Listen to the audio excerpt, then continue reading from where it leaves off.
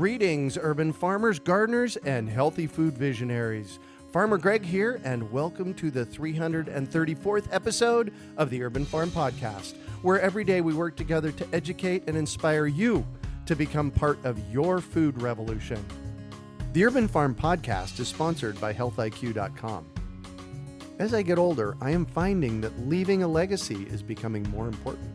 And a big part of that is making sure my loved ones are financially sound when I depart. One way to do that is through life insurance. Health IQ is a life insurance agency that helps runners, cyclists, yogis, vegetarians, urban farmers, and other health-conscious people get lower rates on their life insurance. Visit healthiq.com/urban farm to support our show and see if you qualify. Today on our podcast, we have someone who wants every backyard farmer to know the joy of being a chicken parent. We're talking with Kunal Sampat about raising backyard chickens. After living in urban neighborhoods for his entire life, Kunal wanted to experience a sustainable rural lifestyle. In 2013, he welcomed a flock of 16 baby chicks at his home in San Jose, California. Since Silicon Valley kids knew a whole lot about technology and very little about raising chickens, he started to offer free farm tours in his backyard. A teacher at heart, Kunal recently launched a comprehensive online video course on raising chickens. He enjoys connecting like-minded people, introducing new ideas, and immersing himself in an environment of continuous learning. Welcome to the show today, Kunal. Are you ready to rock? I am ready, Greg.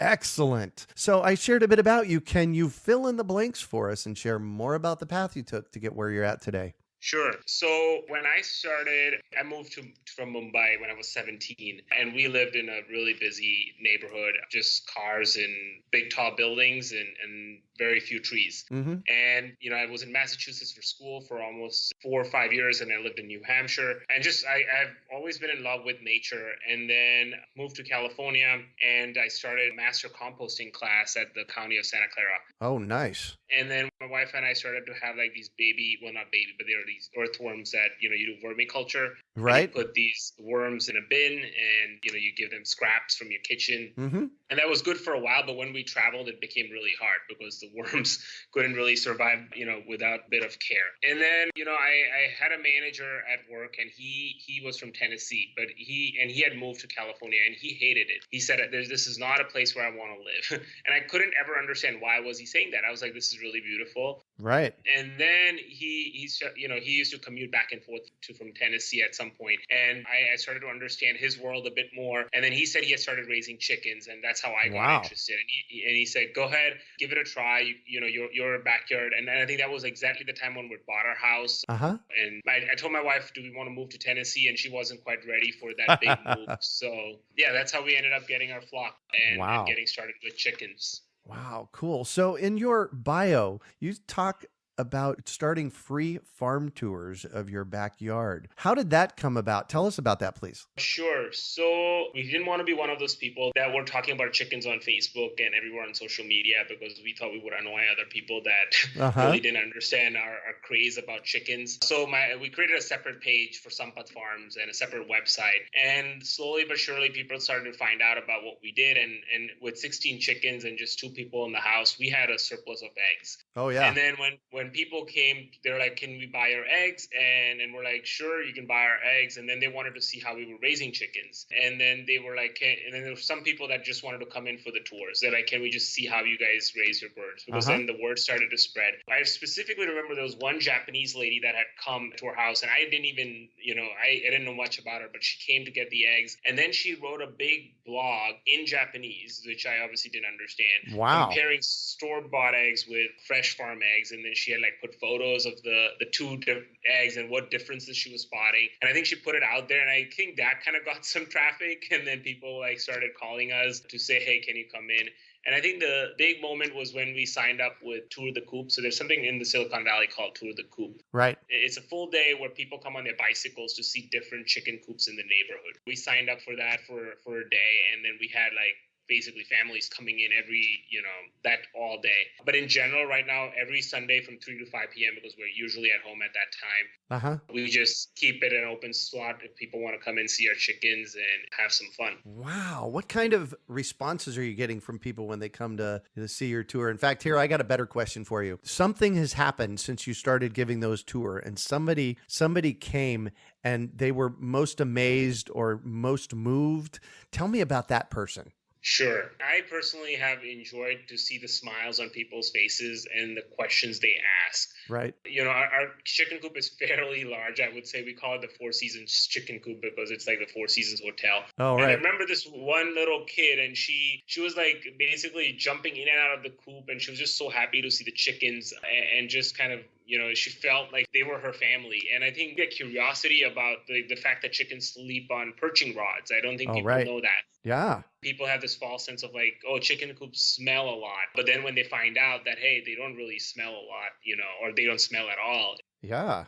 I think those are the things that really intrigue people and things they've never thought of. And the most amazing thing is, when you know where your food is coming from. Like, when the kids go into the coop, they pick up the eggs and then they take the eggs home and then they bake something from it. So now they exactly know where the eggs came from, right? Rather than like going to Trader Joe's or Whole Foods or whatever, right, and just getting it from a shelf. So I think there's a few different, aspects to this. When did you start keeping chickens? May 2013. Wow. All right. So it's only been 4 or 5 years. That's right. How did you go about discovering how to keep them? What was that process like? I ordered our baby chicks from a hatchery, a big hatchery, Murray Hatchery, and McMurray. I really started by trial and error. I was just reading blogs online and mostly talking to this one manager that I had and just understanding the basics from him. And I've made so many mistakes along the way. And I remember back in 2013, I was really not even an avid reader. I didn't even read books at that time. So I lacked that curiosity. So I didn't read any of the books. I think I was just doing search on YouTube and maybe just talking to a couple of people that I knew. So that was really my source of information, which probably wasn't the best source of information. I think a lot of it was just trial and error and figuring things out as we raised them. Yeah, cool. So what kind of urban myths can we bust up about keeping chickens? For those of our listeners out there that haven't kept chickens yet or haven't thought about keeping chickens, what kind of urban myths can we bust up about how to keep them? Sure.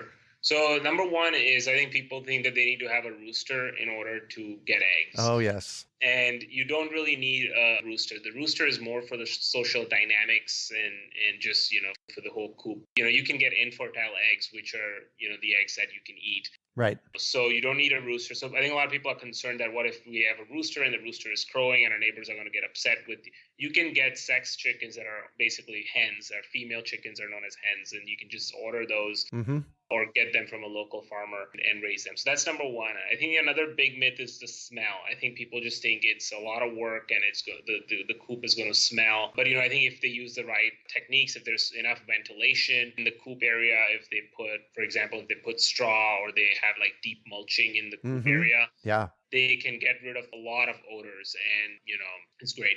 Really, the smell is managed by cleaning up, right? The smell is managed by cleaning up, but also I think if you had straw in the coop floor, then it's going to absorb a lot of the poop, right? And it's going to convert into natural compost in some ways. One of the things that I've noticed here at the Urban Farm is I used to clean up less often, and we've been dealing with some mites in our chicken coop over the past couple of months. So we've been cleaning up more often, and if you go into your chicken coop and rake up or shovel up the chicken poop on a, once a week basis, that handles it. I've found it just, it seems to handle the flies. It handles the smell. So I think for me, a big piece of it is about the cleanliness of your coop. And then there's virtually no smell. Exactly. So how many chickens do you have right now? We have 19. Oh, wow. That's great. Yeah. 6 of them are older, and then the balance of them are a year and a half old. Yeah, so that's great. Yeah, I think cleaning periodically does obviously help.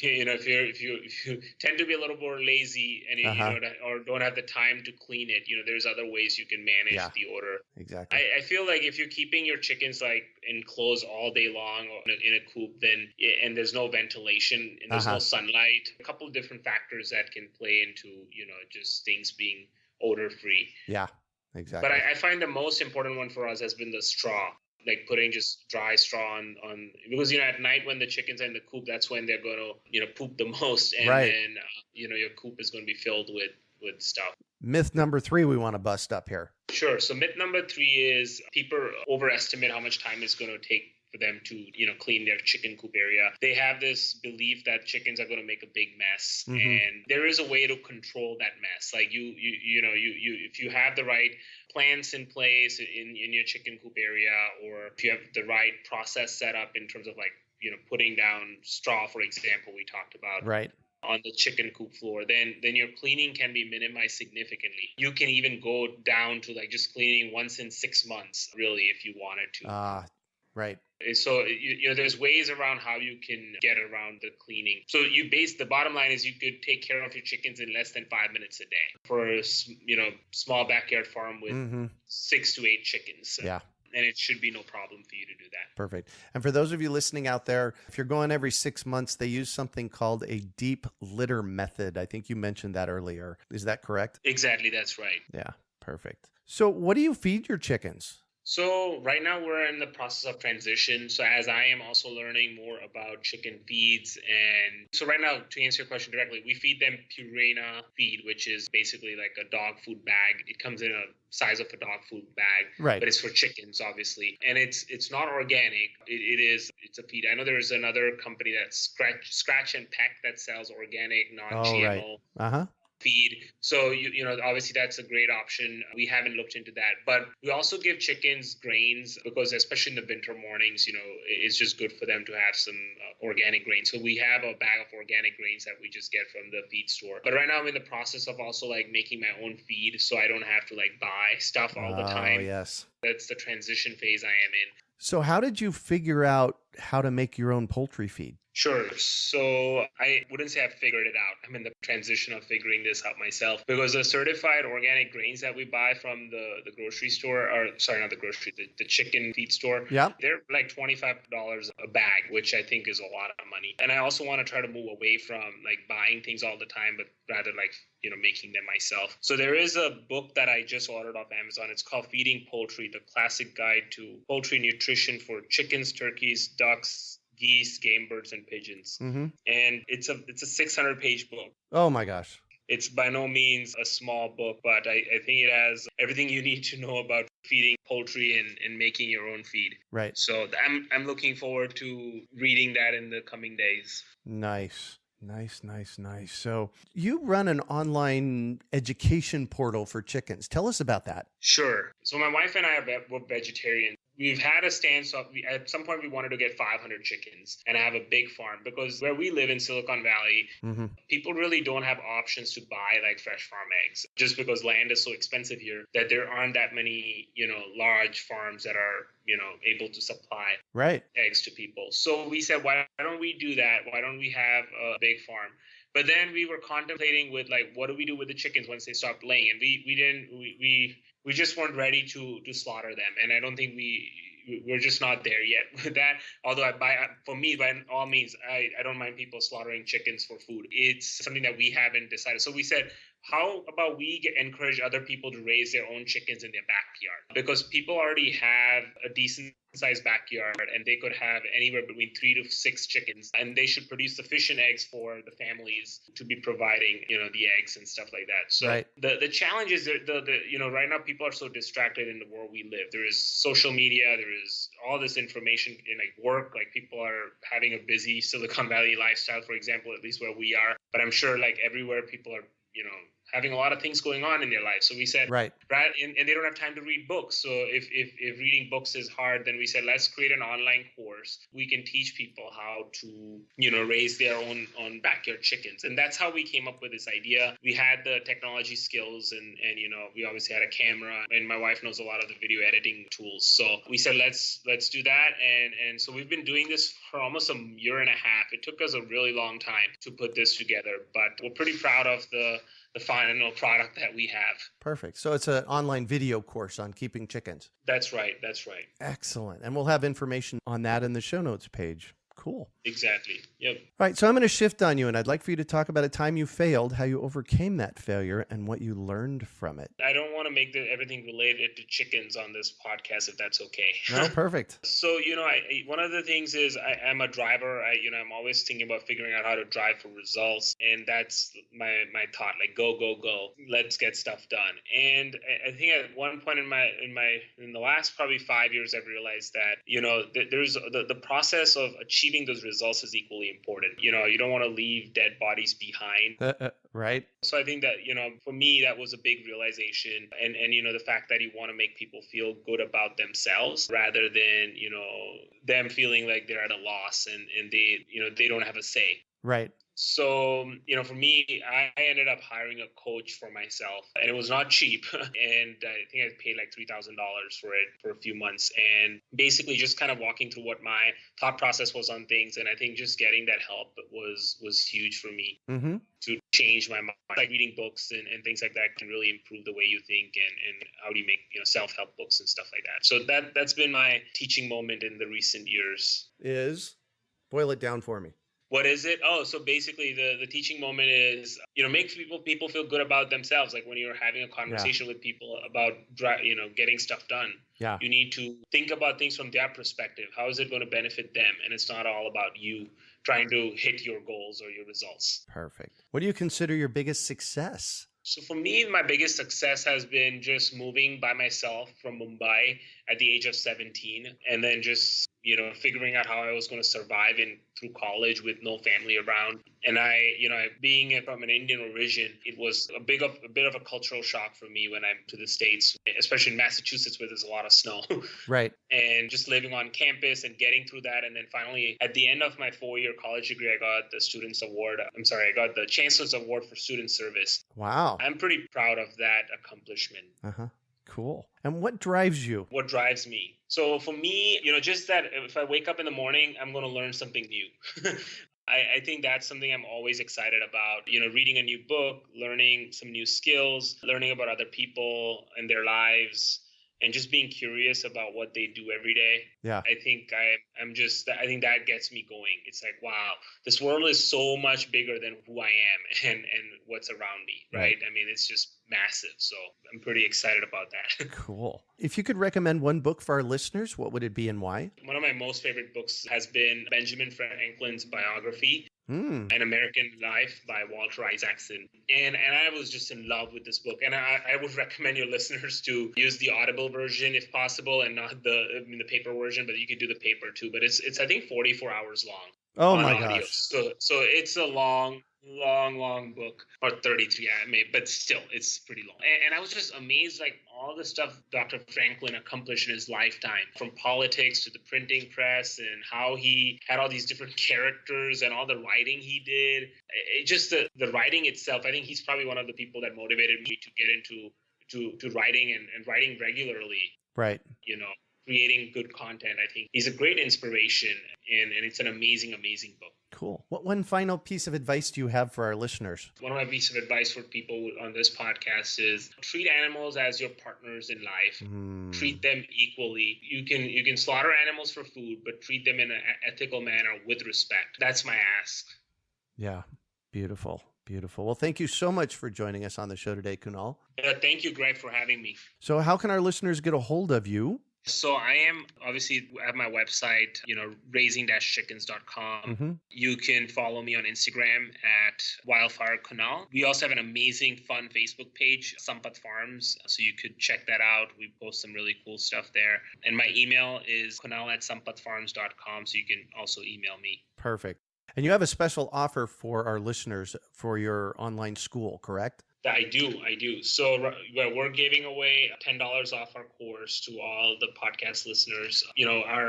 Our heart is encouraging more people to raise backyard chickens. So we want to make this an affordable course for everybody to take. It's almost 3 hours long with 40 videos and PDF resources. And so the code is Urban Farm 10, and obviously you can put that in the show notes. So everybody gets $10 off the course. Perfect. You can find show notes from today's podcast at urbanfarm.org/Sampat Farms. We are your urban farming resource. You can find our podcast on iTunes, Google Play, Stitcher, and iHeartRadio. Also visit urbanfarm.org to find articles, podcasts, webinars, courses, and more. Well, that's it for today. Thanks for joining us on the Urban Farm Podcast. The Urban Farm Podcast is sponsored by healthiq.com. A decade and a half ago, I took on a very interesting personal goal: to run the Arizona Rock and Roll Half Marathon from the first running in 2004 until I was the only one that had run them all. They call us legacy runners. Since then, my times have slowed down a bit, but my commitment is stronger than ever. In fact, I just ran my 15th year in a row, and interestingly, there are less than 100 of us legacy runners left. Wouldn't it be cool if a life insurance agency rewarded me for that health-minded achievement? Well, I found one that will. Health IQ uses an exclusive qualifying process that helps health-conscious people like runners, cyclists, yogis, and vegetarians get lower rates on their life insurance. And if you have records like race results or those cool reports we get from the apps logging our efforts, Health IQ takes this into consideration to get you even more savings. Visit healthiq.com/urban farm to support our show and see if you qualify. Just like saving money on your car insurance for being a good driver, Health IQ saves you money on your life insurance for living a health-conscious lifestyle. We hope you enjoyed today's episode of the Urban Farm Podcast. Remember to listen for tips, advice, and resources to help you on your journey with urban farming. You can find us on the web at urbanfarm.org or send us an email to podcast@urbanfarm.org. In the words of Vincent van Gogh, great things are done by a series of small things brought together. Be encouraged that with each lesson learned and skill developed, you are one step closer in the direction of your dreams.